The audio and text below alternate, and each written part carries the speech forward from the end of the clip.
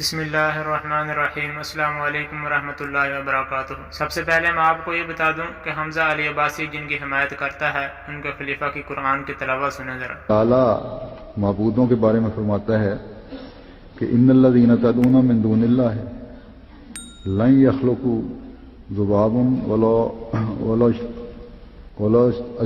اجتمعوا لن یخلقوا ذبابا ولا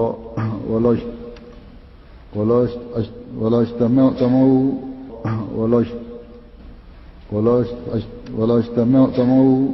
له وإن يسلبهم الذباب شيئا لا يستنقذوه۔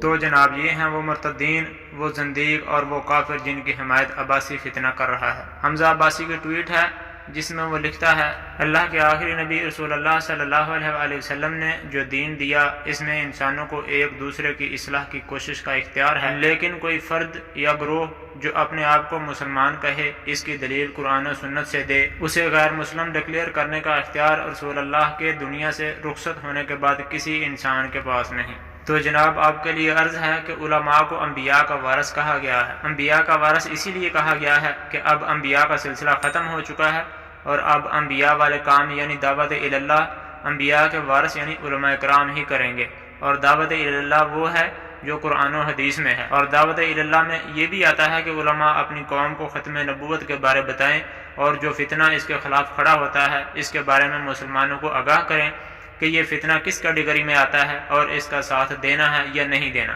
اب آتے ہیں قرآن و حدیث کی طرف۔ تو اللہ پاک نے قرآن میں سورۃ احزاب آیات 40 میں فرما دیا، جس کا ترجمہ یوں ہے کہ لوگو محمد صلی اللہ علیہ وآلہ وسلم تمہارے مردوں میں سے کسی کے باپ نہیں ہیں مگر وہ اللہ کے رسول اور خاتم النبیین ہیں، اور اللہ ہر چیز کا علم رکھنے والا ہے۔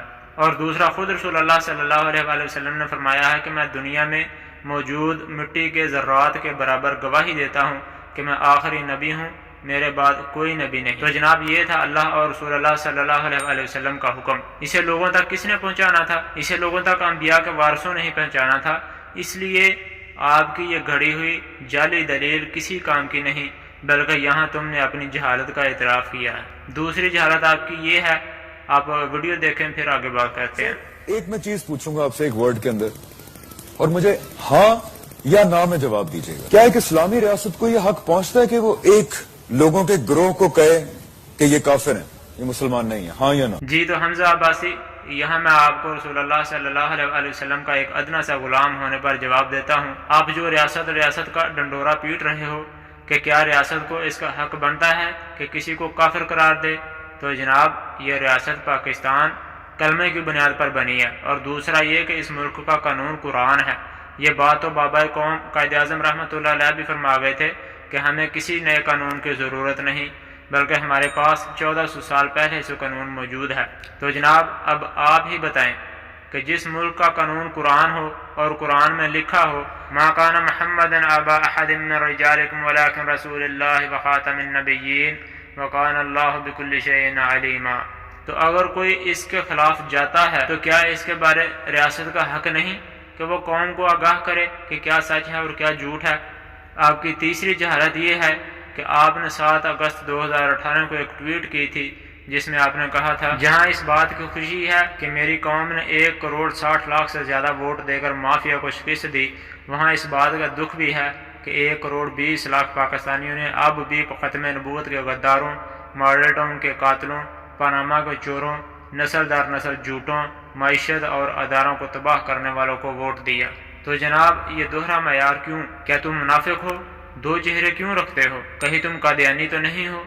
اگر قادیانی نہیں تو جناب قادیانیوں کے لیے اتنا نرم گوشہ کیوں رکھتے ہو؟ دوسری بات یہ کہ تم ہو کون جو فتوے دینے شروع ہو گئے کہ آپ صلی اللہ علیہ وآلہ وسلم کے بعد فلاں فلاں کام نہیں ہوگا؟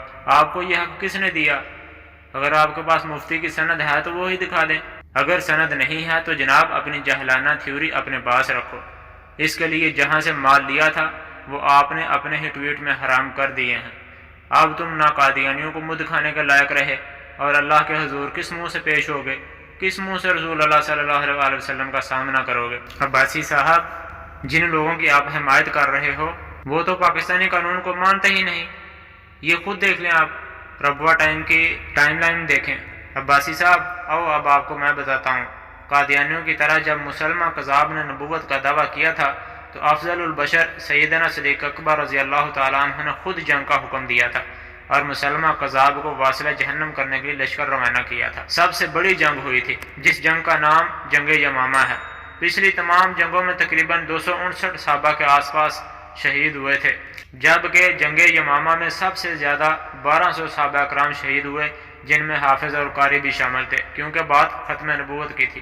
جناب اگر دین نہیں پڑھا تو بکواس کرنے کی بجائے دین پڑھو۔ کل تک ناچ گانے میں مصروف تھے، آج منہ اٹھا کر لوگوں کو دین سکھانے لگ گئے۔ حمزہ صاحب، آپ قادیانیوں کو کافر مانیں یا نہ مانیں، البتہ قادیانی آپ کو 100% کافر مانتے ہیں اگر آپ کا ختم نبوت پر ایمان ہے تو، کیونکہ مرزا غلام قادیانی نے کہا تھا کہ جو مجھے نہیں مانتا وہ پکا کافر ہے اور جہنمی ہے۔ تو پھر کیا خیال ہے، یا ان کو مان کر جہنم سے چھٹکارا پا لیں یا ان کے لیے نرم گوشہ اختیار کرنا چھوڑ دیں، کیونکہ اللہ کو تو عیسائی اور یہودی بھی مانتے ہیں مگر رسالت مآب صلی اللہ علیہ وآلہ وسلم کا انکار کرتے ہیں۔ آخری رسول تسلیم نہیں کرتے تو کافر کہلائے۔ اسی طرح قادیانیوں جو کہ اپنے آپ کو احمدی کہلاتے ہیں، مرزائیوں کا بھی یہی مسئلہ ہے کہ یہ رسول اللہ صلی اللہ علیہ وآلہ وسلم کو آخری نبی نہیں مانتے، تو یہ گروہ مسلمان نہیں کہلا سکتا۔ نبوت کا جھوٹا دعویٰ کرنے والے تب بھی کافر تھے اور آج بھی کافر ہیں، ان کے لیے ہمدردی رکھنے والا اپنے ایمان کو چیک کروائے۔ اور آخری بات، حمزہ عباسی، تمہارے لیے یہ ہے کہ 1974 میں جو قادیانیوں کے لیے قانون بنا تھا جس میں ان کو کافر مرتد قرار دے کر ان پر پابندیاں لگائی گئی تھیں، وہ قانون بھنگیوں اور چرسیوں نے نہیں بنایا تھا، بلکہ اس قانون کو بنانے میں پاکستان کے تمام سیاستدان اور جید علماء شامل تھے، تم جن کی جوتیوں کی خاک کے برابر بھی نہیں۔ لہٰذا یہ مت سمجھو کہ تمہیں فالو کرنے والے بہت ہیں اور تم ان کو جدھر چاہو گے لگا لو گے، یہ بھول ہے آپ کی۔ مزید یہ کہ تم مفتی بننے کی کوشش مت کرو، جو تمہاری اوقات ہے اسی میں رہو۔ پاکستانیوں، مرزا غلام قادیانی اور مرزا علی پلمبر انجینئر جہلمی غامدی فتنہ اور عباسی فتنہ کو جان کر جیو، کیونکہ یہ ہمارے ایمان کے دشمن ہیں۔